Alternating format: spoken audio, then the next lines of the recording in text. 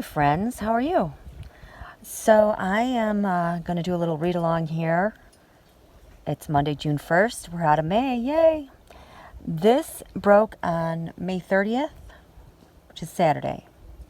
I found some threads here I want to read, and you guys can just enjoy the view.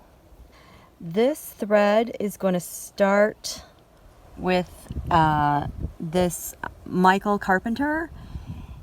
His description is as follows. He's a managing director for @Penn Biden, former DASD for Russia, Balkans, Eurasia, Department of Defense Director for Russia, NSC 44, and career diplomat, State Department. Views are his alone.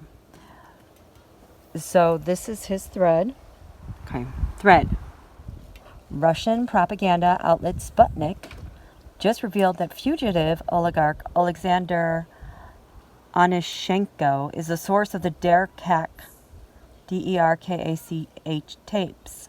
He claims his lawyer passed the tapes to Derkach and admits he is working with the Trump administration to leak additional tapes this September. Sputnik. So your lawyers had the recordings all the time? Are there any more of them? Alexander. Yes, there are more. The Trump administration will make use of them again in September. Closer to elections, they will begin to use them more. Al Jazeera reported in a bombshell documentary in 2018 that Onyshenko conspired with Pavel Fuchs to purchase frozen assets from the Viktor Yanukovych clan and to launder those same assets to Western financial institutions via Deutsche Bank. Fuchs, a co-developer of Trump's Moscow Tower, is an associate of Rudy Giuliani. So, just to recap, Al Jazeera reports Rudy's associates was working with fugitive oligarch Onyshenko to launder hundreds of millions in frozen Yanukovych assets bought from a Russian tycoon. And now, this same group of oligarchs tied to Trump and Giuliani are leaking tapes of unknown provinces to try to undermine a U.S. political campaign. The very same people alleged to have been involved in a massive money laundering scheme in Ukraine. Here it is on Al Jazeera. It says AlJazeera.com, investigations, oligarchs. And here's the video, the oligarchs. It looks really interesting. It's about 50 minutes long. I do want to watch this. But here's Wendy Siegelman here. She provides more background on Alexander. So I'm going to read her stuff now, okay? So she writes, fugitive Alexander revealed by Russian propaganda outlet Sputnik to be source who gave Biden Poroshenko tapes to Andrei Derkach.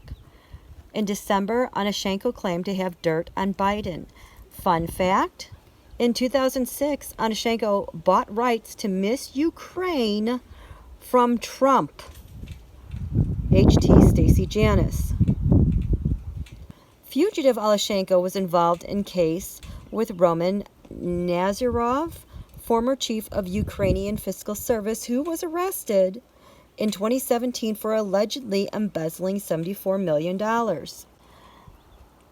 In 2016, Nazarov was seen with Lev Parnas and Trump at Mar-a-Lago. She quotes this thread here from January 16th. I'll go back to that. More on Onyshenko. Onyshenko was a gangster in the 1990s who did jail time. Changed his name from Alexander Kadyrov to Alexander Romanovich Onyshenko to try to hide his extensive criminal history.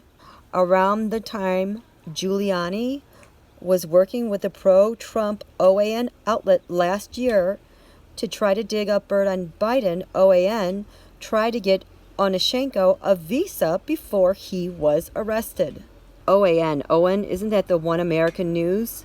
Andrei Artemenko, who was involved in Giuliani's work with OAN at the time, had signed a consultancy agreement in February 2020, part of an April FARA filing, to do work for Andrei Derkach, who later released the Biden tapes. Andrei Derkach graduated from the military school in Kharkiv In 1990 to 93, he was a student of the Academy of KGB in Moscow. You know what they say, once KJB, always KJB. So January 16th, Roman Nazarov, seen in this video with Lev Parnas and Trump at Mar-a-Lago, was arrested for embezzling millions in case linked to fugitive ex-Ukrainian MP Alexander Onyshenko, who in 2006 bought the rights to Miss Universe from Trump. Here's I don't know him at all. Don't know him what he's about. Don't know where he comes from. Know nothing about him guy with Lev Parnas and Roman Nazarov ahead of Ukrainian Fiscal Service at Mar-a-Lago, December 2016.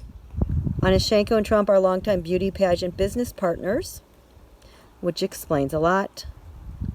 And I think that's about it.